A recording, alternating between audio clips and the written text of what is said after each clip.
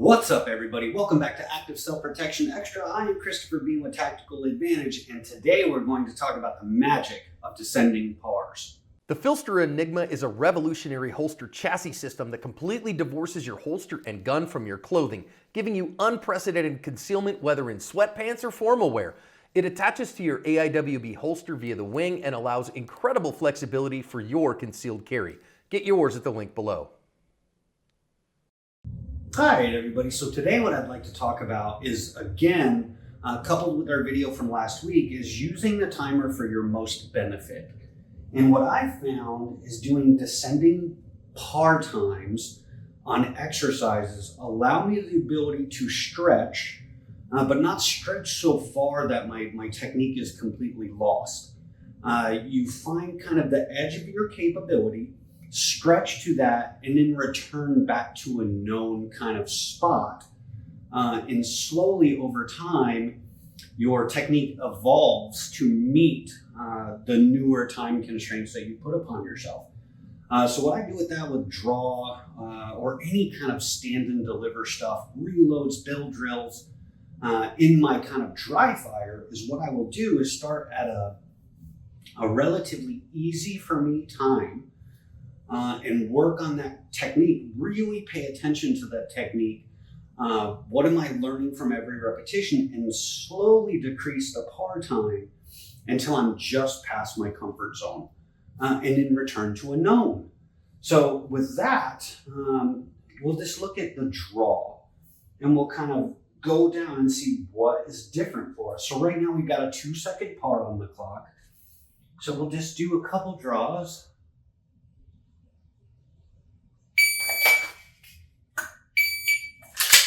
That was a little bit quick. One more time. Okay, good. So everything seems quite collected there.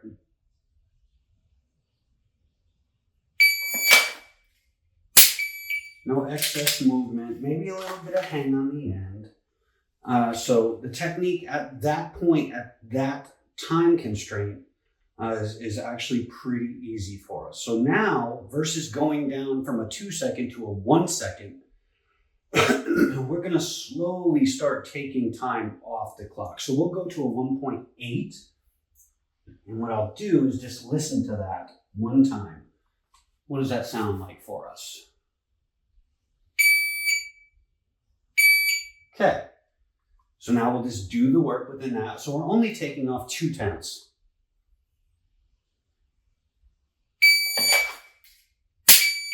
Okay, and this is really how I get in tune with time and timing.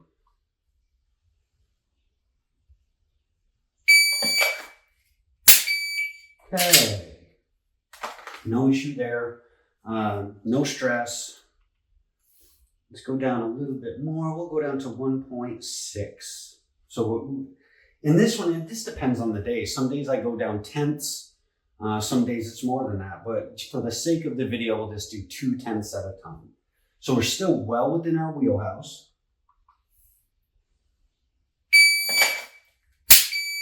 Okay. Easy day.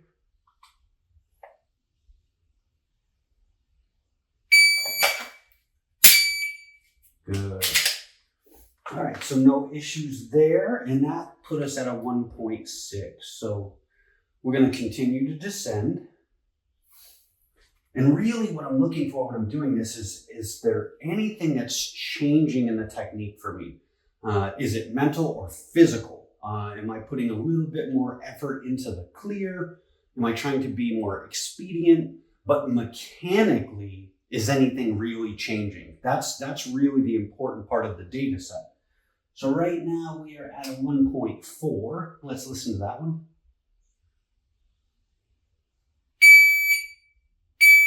Okay, let's try that. Okay. Again, hopefully you can see. Is there any technical change? any mannerism change, anything like that. So that went pretty well. Let's go down to 1.2. And again, I try and do this at least once a week, sometimes more than that. Or anything I'm having difficulty kind of breaking through a performance ceiling, start trying to isolate the technique, take the time quotient away and slowly add that in until I can mold the technique around the time I need. So now we should be at 120. Let's listen to that.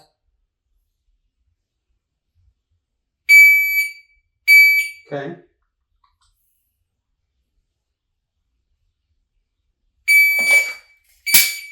Okay. Again, so should be no real change.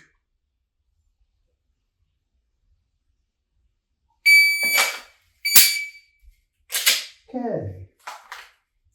So that felt good. Let's go down to the magic 1 second mark where everyone gets all weird. But let's listen to 1 second. What does that really sound like to us?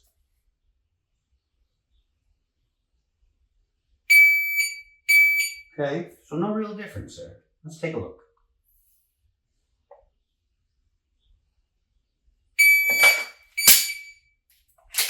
Okay, so maybe a little less confirmation at the end. Just got the dot and go. Okay, good. So still, I didn't feel a big deviation in the technique. So now let's go down to 90. Let's see what that sounds like.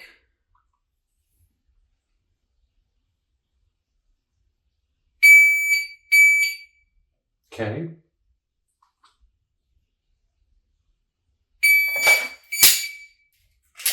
Same thing, maybe just a little bit more expeditious, but still not hard. Was a little bit behind it that time because I was talking. Do one more. Yeah, good. So hopefully nothing really changing. Let's go down to 80. This seems to be about the wall for a lot of people. And let's see what that sounds like. Still looking for the end.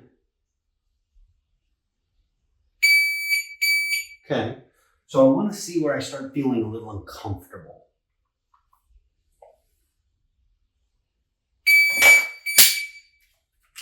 Okay, we're still pretty good there.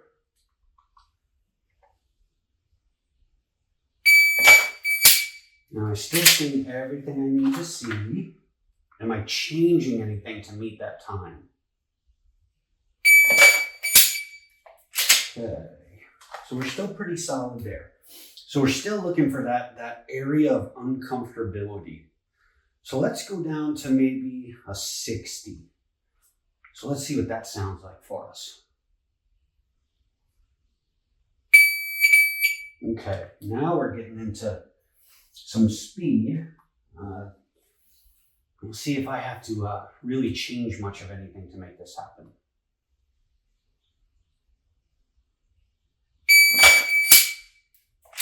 Probably a little bit behind the curve there.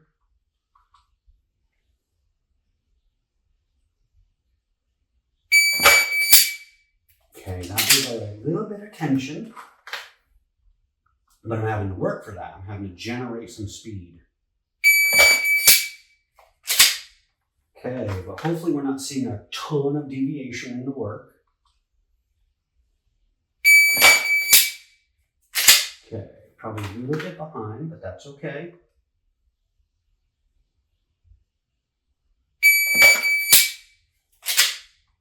And what we're going to do is probably 2 or 3 more repetitions at 60.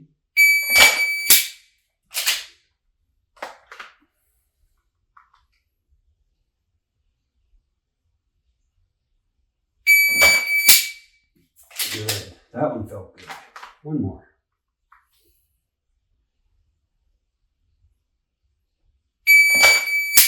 So that's the stretch. So we know we feel pretty comfortable in there. The technique feels sound there. Maybe me missing the par just a little bit, which is fine. But let's go back to a second now. So we were at 0.6. So we performed the stretch. Oops, 1, 3, 1, 1, 1, 1. So now we're back at 1 second. So let's see, once we stretch and now return to a known, what does that 1 second look like for us? So now I'm not really interested if I'm beating the par. It's just a matter of what is the technique allowing me to do with this 1 second par time. Okay, easy beat. Do it again.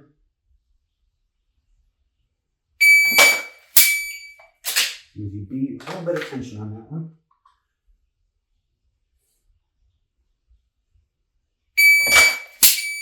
Good, easy beat.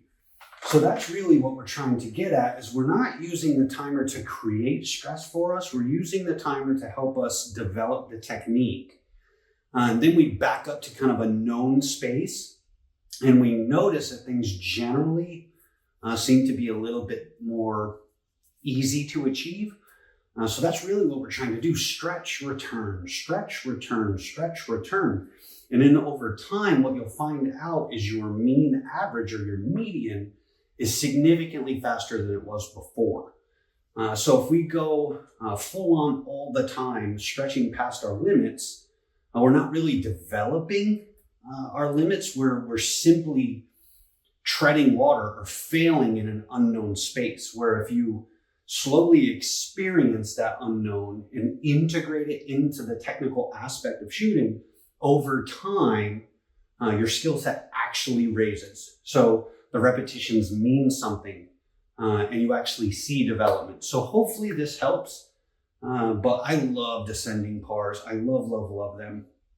It's helped me make great gains on my own shooting. Hopefully it'll help you as well. So see you guys next time.